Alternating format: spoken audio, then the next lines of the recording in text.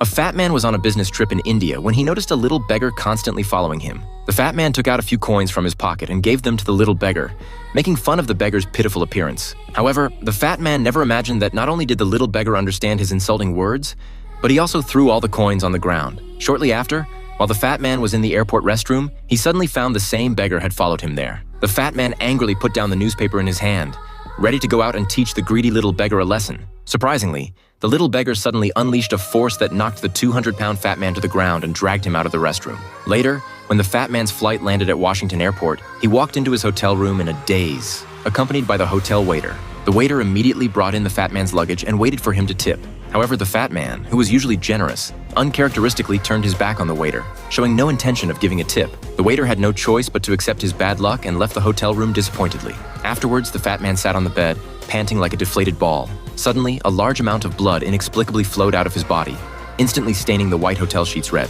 The next day, when the police arrived at the hotel, they found no signs of a struggle at the scene. However, they discovered a set of fingerprints on the edge of the bedsheet that looked like they belonged to a small child's hand. They had no idea where these fingerprints came from.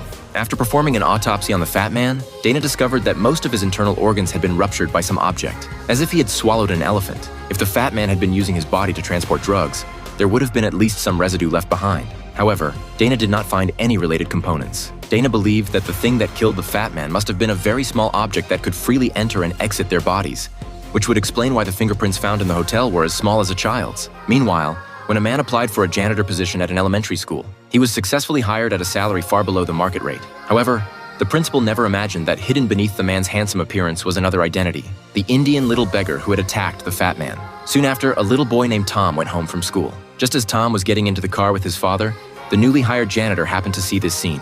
That night, as Tom lay in bed ready to sleep, he suddenly saw a little beggar appear at the bathroom door. He screamed in fear, calling his father over and telling him what he had just seen.